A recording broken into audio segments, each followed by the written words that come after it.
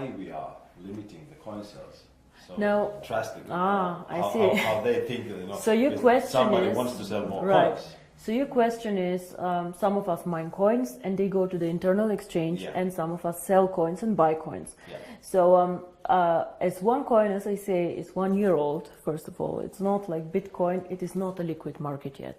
So it means that there might be a day where we have a huge demand for coin sales or a huge demand for coin buying. And this is why we as a company always say buying and selling the coin should never be a reason why you join. The coin actually needs to be used. So we need to have some time, and I say always it's 3 to 5 years until we really manage to have a usability and a liquid market where you can do unlimited sales and buying actually on the market. Until then, Kari, if you do not have limits, for example, what can happen is that one person with a huge sales order or huge buy order can distort the price a lot. And this is what happens to Bitcoin often. I don't know if you see all this going up, down in a very, very big amount. And this is called volatility, and we do not want to have a very big volatility for our coin. People do not understand how it can be that Bitcoin today is worth $500 and tomorrow only 400 within a day. This is very disturbing, and if you are a merchant who takes Bitcoins, you don't want to have this, because you want to be sure that if you take a Bitcoin today, it will not be valued 20% or 30% less tomorrow. Of course, you're very happy if it's valued 30% more, but it goes both sides. Absolutely, yeah. So cryptocurrency is one of the riskiest assets actually out there. High volatility, low liquidity on the markets. So for us to achieve a high liquidity, we need to work first on the value creation of the coin, on the liquidity, and it will take time. So all these people, why we have created this exchange? We have created it so people can learn to trade it, but it's not a self, the idea is not just that we go buy and sell the coin there, but we wait for the usability of the coin. This coin is very, very young. We have so much way to go, but we have created miracles already. So I'm looking very, very positive into the future. But remember, the internal exchange is demand and supply. So you have to find somebody who wants to sell coins to buy, and the other way around. So the company itself is not obliged to buy back your coins or to sell your coins. If I don't have coins, I cannot sell them. Yeah? And as a company, we do not buy back the coins. So it's always you selling your coins to somebody else or somebody else buying from you. Don't forget also a bit the time differences. When China sleeps, you're awake, and so on. So sometimes, as I said, the market is not liquid and not efficient yet. And then the other question is, which relate to that, is that how is the value created? Now, there are two questions I think inside here. First is what is the value of cryptocurrency, and the second is how do we determine today if one coin is valued €1, €2, or €5? Yes. So we have a concept which is called mining difficulty. And there are calculators out there on the internet for Bitcoin. Everybody can Google them. You just Google Bitcoin mining difficulty calculator and you see how this is calculated. It's a very, very simple thing. You calculate, one is electricity costs for the mining, and the second is computer power. So to mine a coin, you need obviously a computer to do some calculations and electricity to get the computer running. So depending on these two things, the mining difficulty grows or goes down. It goes both ways. It can go up, it can go down.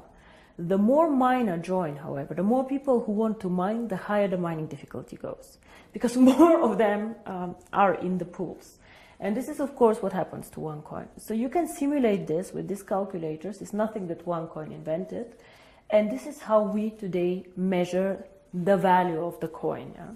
So we say if it costs us €5 to create the coin due to electricity, the servers and the computer power, this is what we think is the appropriate price. Of course, it fluctuates up and down based on demand and supply, but always in a corridor actually that we have set. So this is how we determine the price today. And the second question that you had actually is, but one day we go to the open market, so how do we know what is the value of this cryptocurrency? Why is Bitcoin worth $400 and not 1,000 or whatever? And here, in my opinion, there are two things how we determine the value of cryptocurrency. Cryptocurrency is not backed up by anything. We know this. So it's actually worthless. So it's not backed up by gold. It's not backed up by any other asset. OneCoin is not backed up. Yeah? Bitcoin is not backed up. But there's still value inside, and I tell you why. One is, first of all, the brand. Bitcoin currently have a very strong brand. Everybody knows them. They were the first one. Of course, there are always good and bad things about the brand, but they are very well known. Milka Chocolate is a very well-known brand. Procter & Gamble are a very, very strong brand. So the more people joining OneCoin and the more people speaking about OneCoin, the stronger our brand becomes. And this, I think, is something that makes us really a family, because if you go in the network marketing approach and go and sell shampoo, it does not make you stronger if somebody on a sideline sells shampoo. Only your downline makes you happy. But here, if another team makes OneCoin popular out there, this makes also your coin stronger and your team stronger. And this is something very, very special about OneCoin, I think. So the brand. And we have currently about 2 million paid members. In the database, we have over 10 million people who know about OneCoin. So we for sure have more users than Bitcoin, for sure. We are different, we are in a different system, but there are 2 million people who tomorrow could start using the coin if we want to. And this is great. So this is one part of the value, but most people use Bitcoin currently as value storage, like gold. I put it in the safe and I keep it there, which is okay, but a bit of a dangerous concept. Everything that goes up can also go down, and you're not special. You know, and if you're not special, why use OneCoin? Why not use 2Coin, 3Coin, dark coin, for not? So we are probably one of, or probably the only company who focuses so much on usability of cryptocurrency. Why cryptocurrency? How can it change the world? And our two slogans are the future of payments or join the financial revolution. We believe that actually cryptocurrency can be a vehicle for money transfers. So for example, as you do Western Union transfers, you can use cryptocurrency to do a transfer. Fast, borderless payments. And there's a huge demand for this. 2 billion of people have no bank account. 2 billion. Of course, we cannot capture all of them.